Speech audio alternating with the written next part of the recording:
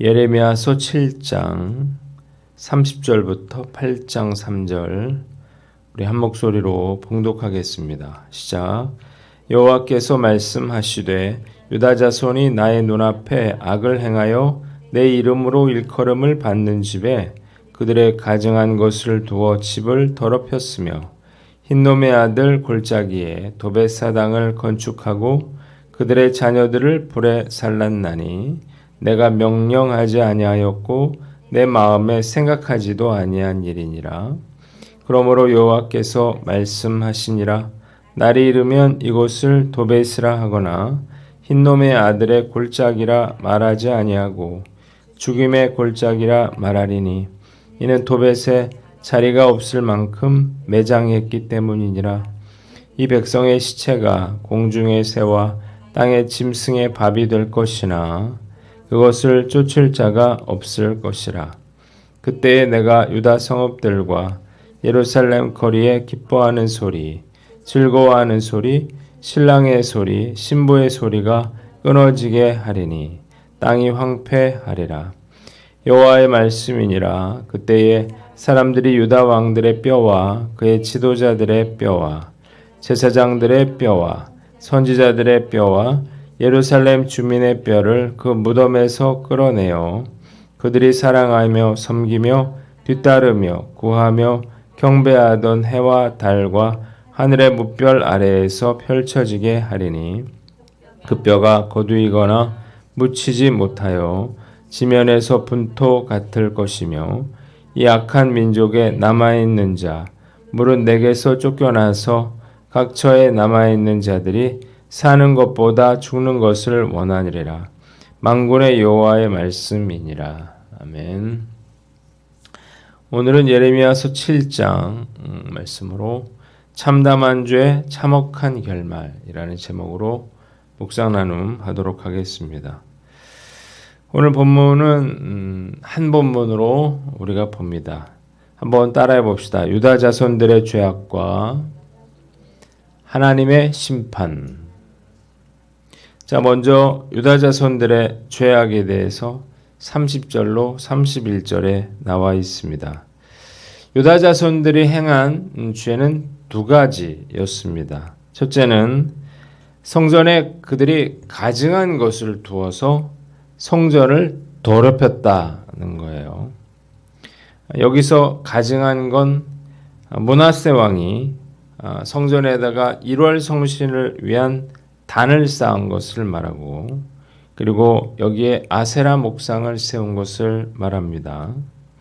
거룩하신 하나님의 성전에 이런 가증한 물건을 두는 것은 하나님을 모독하는 행위이자 대적하는 그러한 행위였다는 것입니다. 두 번째는 31절인데요. 흰놈의 골짜기에서 자녀를 불살라서 우상의 제물로 바쳤다는 것입니다. 흰놈의 골짜기는 예루살렘에서 조금 떨어져 있는 곳에 있었습니다. 유다 백성들은 이 골짜기에 도벳이라고 하는 산당을 건축했어요. 그리고 이곳에서 자신의 자녀를 암몬의 신 몰렉에게 불살라 바치게 됩니다.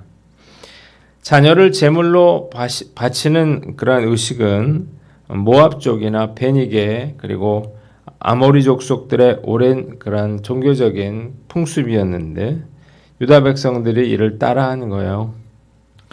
므낫세 왕 때 이런 인신제사가 공공연히 행해졌었고 그리고 요시야 왕 때는 이게 엄격히 금지됐다가 여호야김 왕 때 다시 성행하게 됩니다. 이에 대해서 하나님이 경노하시면서 이것은 내가 명령한 것이 아니고 상상조차 해본 일이 없다. 이렇게 한탄하셨습니다. 여기에 대해서 하나님의 심판이 임하게 됩니다. 7장 32절로 8장 3절에 나와 있는데 하나님은 그들에게 죽음 이상의 참혹한 심판을 선언하십니다. 자, 첫째로 흰놈의 골짜기는 죽음의 골짜기가 될 것이었습니다. 32절에 나와 있죠.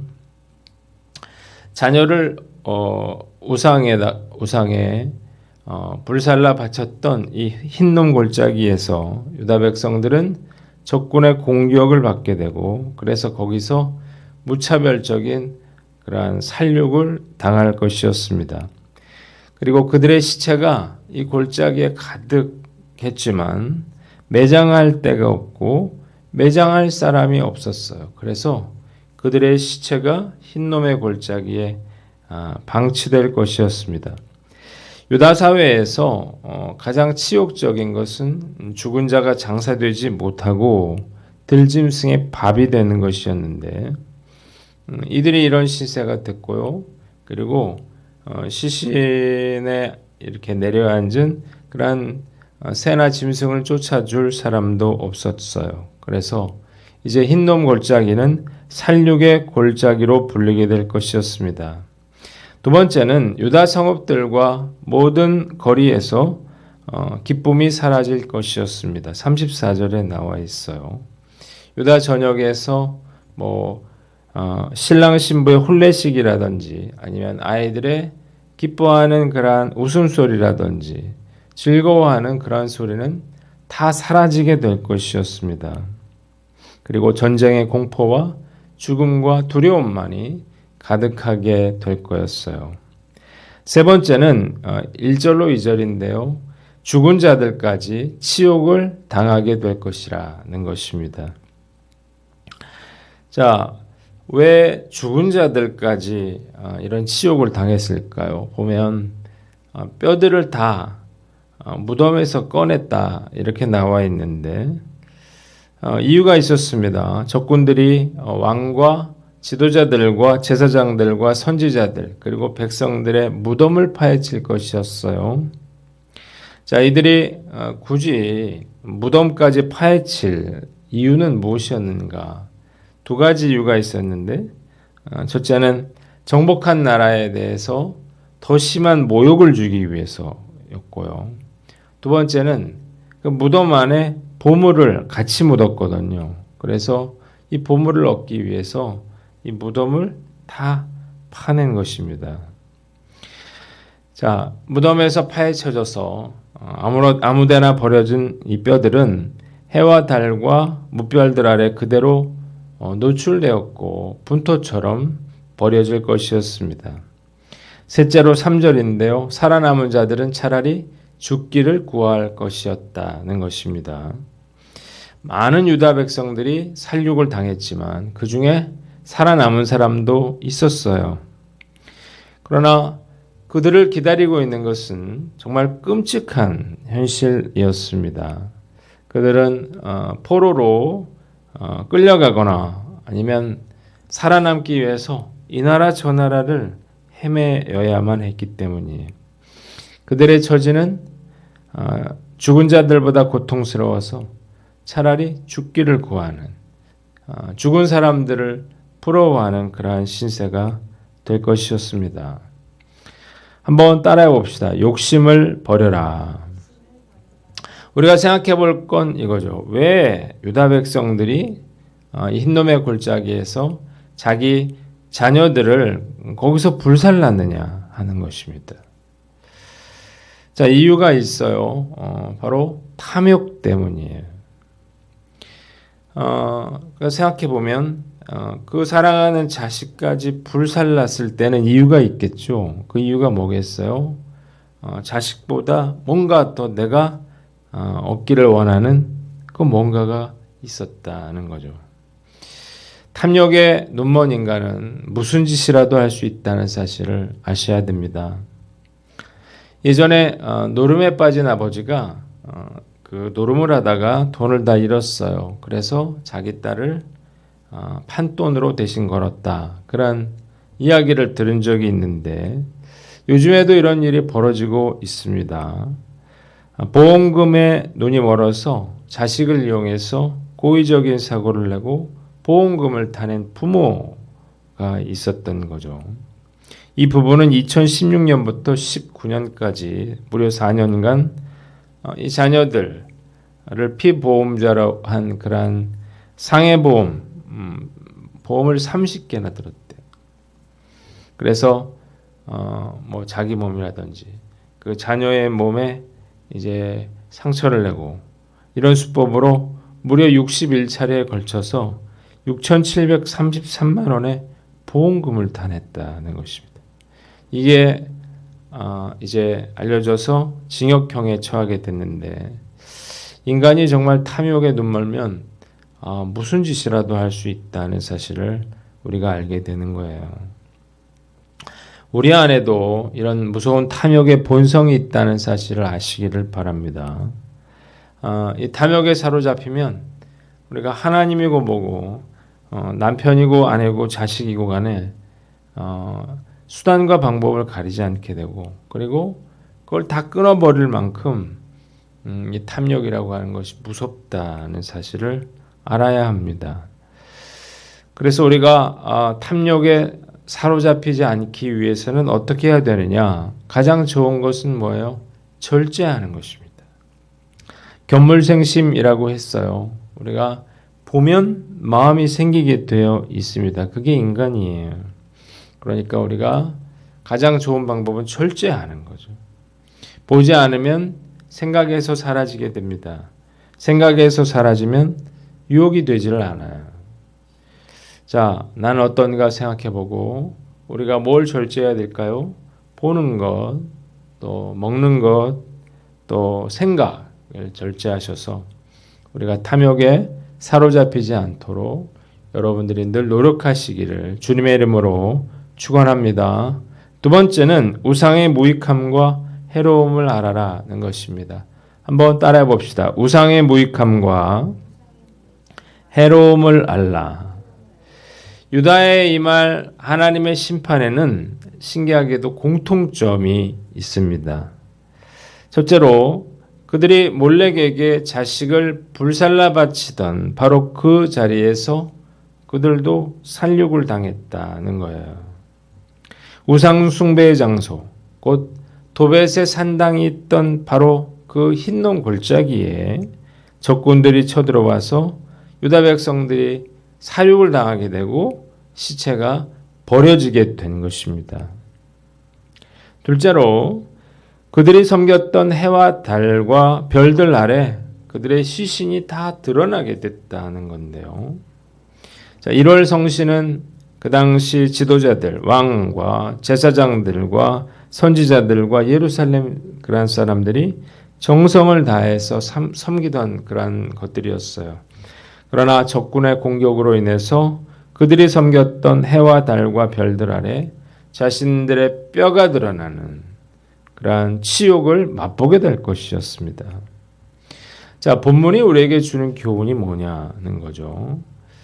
우상이 정말 위기의 때에 아무런 도움이 되지 않는다는 것과 하나님께서 우상을 심판하실 때 함께 망하게 만들 만큼 위험한 존재라고 하는 것. 이 사실을 우리는 분명히 알아야 되는 것입니다. 그렇다면 우리가 섬기고 있는 우상은 무엇인가? 첫째로 하나님보다 더 사랑하는 것이 우상이에요. 적지 않은 크리스찬들이 이 시대의 가장 큰 우상인 바알과 아세라를 섬기고 있어요. 자, 세상 사람들처럼 우리가 돈을 사랑하고 그리고 성공과 명예와 쾌락을 쫓고 있기 때문이죠. 단지 세상 사람들과 좀 다른 게 있다면 이 세상의 성공과 명예와 쾌락을 하나님으로부터 얻어내려고 하는 이게 다르다는 건데, 자, 이런 사람은 겉으로는 하나님을 섬기는 것 같지만 실제로는 우상을 숭배하고 있다는 사실을 알아야 됩니다. 두 번째는 하나님보다 더 의지하는 게 우상이다는 것입니다. 하나님 믿는다고 하면서 내가 하나님보다 돈을 더 의지합니까? 또 직업과 생업을 더 의지합니까? 아니면 내가 부모나 자식을 더 의지하고 있습니까? 그렇다 그러면 내가 의지하는 대상이 바로 우상이 되는 거예요. 그러나 이런 우상들은 위급한 때에 전혀 의지가 되지 않을 뿐더러 오히려 이 우상으로 인해서 우리가 위험에 처하게 된다는 사실을 우리가 알아야 한다는 거죠. 나는 어떤가요? 조금이라도 우리가 우상 숭배에 빠지지 않도록 여러분들이 주의하셔야 됩니다. 그리고 우상 숭배와 관련된 것이 있다면 아주 작은 것이라도 낱낱이 찾아내서 끊어버리시기를 바랍니다. 늘 깨어있어 철저하게 관리해 나가는 저와 여러분들 되시기를 주님의 이름으로 축원합니다. 마지막으로 죄를 가벼이 여기지 말아라는 것입니다. 한번 따라해 봅시다. 죄를 가벼이 여기지 말라. 말씀을 묵상하면서 죄가 얼마나 무서운 것인가 이걸 다시 한번 생각하게 되는데 죄로 인해서 수없이 많은 사람들이 참혹한 죽음을 맞게 됐습니다. 그리고 살아남은 사람들 역시 유배지에서 여러 나라를 떠돌면서 사는 것보다 차라리 죽는 게 낫겠다. 이렇게 여기면서 비참한 그러한 삶을 살아야만 했는데 하나님의 심판은 죽음으로 끝나는 게 아니에요. 죽음 너머에 이르기까지 그렇게 무서운 것이었습니다. 만약 유다 백성들이 자신들의 행동의 결과가 만약 이런 것이었다는 사실을 알았더라면 어떻게 됐을까요? 절대 이런 행동을 하지 않았겠죠. 우리가 죄라고 하는 것 이걸 절대 가벼이 여겨서는 안 되는 것입니다. 그럼에도 불구하고 사람들이 죄 짓는 것을 두려워하지 않는 이유가 무엇인가? 죄의 결과가 어떤 것인가?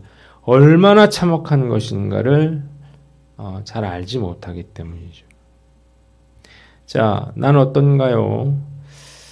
저는 말씀을 묵상하면서 나에게 문제가 되는 건 어떤 살인이라든지 도둑질이라든지 그런 큰 죄는 아닌 것 같아요. 저에게 문제가 되는 건 아주 작고 사소한 죄입니다. 그러니까 이게 죄인지 아닌지 잘 모르겠는 것들이에요. 일상에서 저지르는 그러한 작은 죄들이에요. 이 정도면 괜찮다고 생각하는 것들. 근데 우리가 이렇게 행동을 하면 알게 됩니다. 왜냐하면 양심에 찔리는 게 있거든요. 이런 것들이 쌓이면 어떻게 됩니까? 우리가 죄에 대해서 무감각하게 됩니다. 내가 이런 것들을 반복해서 지으면 처음엔 양심이 찔려요. 그래 이러면 안 되지. 이런 생각을 하지만 습관적으로 계속해서 작은 사소한 죄들을 짓다 보면 내 양심이 마비가 되고 그래서 내가 죄를 지으면서도 내가 죄를 지었다는 사실조차 알 수가 없게 되는 거죠. 그리고 죄가 쌓이면 결국 어느 순간 큰 문제가 될 수 있다는 사실을 아시기를 바랍니다. 그래서 우리가 사소한 죄, 작은 죄들을 짓지 않도록 여러분들이 해야 돼. 그러기 위해서 해야 될 일은 뭐예요? 예민하게 보는 거죠. 영적으로 내가 무엇이 죄인가 여러분들이 영적으로 예민해 주시고 그리고 중요한 건 뭐예요? 여러분들이 깨끗하게 여러분들의 마음을 유지해 나가는 것입니다. 그러기 위해서 제일 중요한 것은 우리가 하나님의 말씀 앞에 서는 거죠. 말씀 앞에 서면 보입니다. 하나님의 말씀을 묵상하고 하루를 살아가면 내가 죄를 지을 때 내 안에 있는 말씀이 그것이 죄라고 하는 사실을 깨닫게 해 주십니다. 기도를 많이 하고 성령으로 충만해도 마찬가지죠. 그러면 성령께서 야, 너 그거 아니야. 그런 마음의 부담을 주시는데 우리가 그런 부담에 예민하게 반응하셔야 된다는 거예요. 그래야만 우리가 죄짓지 않게 되고 그래야만 우리가 우상을 섬기지 않게 되고 그래야만 우리가 정말 축복이 아니라 저주를 받지 않을 수 있게 되는 거죠. 참 안타까운 일인데 오늘 죄라고 하는 것, 우상 숭배라고 하는 것이 이토록 무서운 것이라는 사실을 깨닫고 우리가 오늘 하루도 죄에 대해서 예민하게 우리가 반응하는 저와 여러분들 되시기를 주님의 이름으로 축원합니다. 기도하겠습니다.